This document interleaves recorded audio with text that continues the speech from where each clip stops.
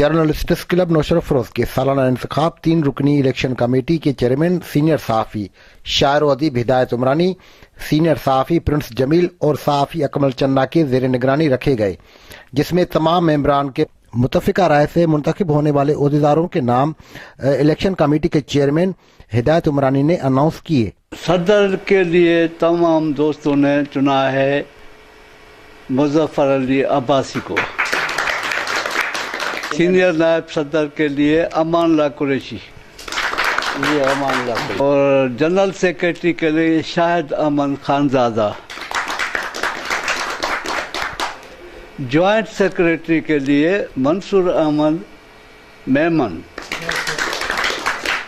और खजांची के लिए नौमान चन्ना,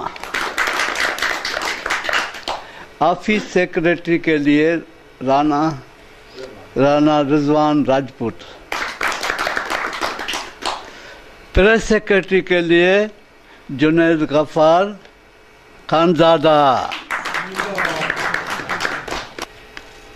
चेयरमैन एग्जीक्यूटिव कमेटी का हिदायत उमरानी है। जहिड़ी मूं हीअ इलेक्शन सिंपल ऐं सुठे नमूने सां ॾिठी आहे, अहिड़ी का बि कान ॾिठी। या त घणो करे गोड़ हूंदो, या त घणो करे जहिड़ो हूंदो, या का ॿी ॻाल्हि हूंदी, पर हिन खां अॻु में बि जेको आहे सो मां हिकिड़ो दफ़ो नेकी करे चुको आहियां दोस्तनि सां। छो जो अॼुकल्ह कुझु ॻाल्हियूं हलनि पई थियूं, कुझु जहिड़ा ॿेड़ा हलनि पिया था, उन्हनि खे मूं इहो चयो त बाबा प्रेस क्लबूं हलंदियूं आहिनि, सुठे नमूने सां बि हलंदियूं आहिनि, ख़राबु नमूने सां पियूं हलंदियूं आहिनि, पिया हलाईंदा आहिनि माण्हू,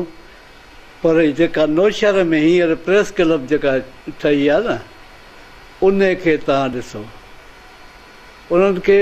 तव्हां अहिड़े नमूने सां सुञाणो बि ऐं अहिड़े नमूने सां कमु पिया था कनि बहितरीन नमूने सां, जो उन्हनि जी नेकी करण खां रही नथा सघूं। हम लाते हैं टॉप न्यूज, आपके फेवरेट टॉक शोज और अनलिमिटेड एंटरटेनमेंट सिर्फ यूट्यूब पर। अगर आपने अभी तक हमारा चैनल सब्सक्राइब नहीं किया तो अभी सब्सक्राइब करें और बेल आइकॉन को क्लिक करके हमारी लेटेस्ट वीडियोस के बारे में अपडेट जानें।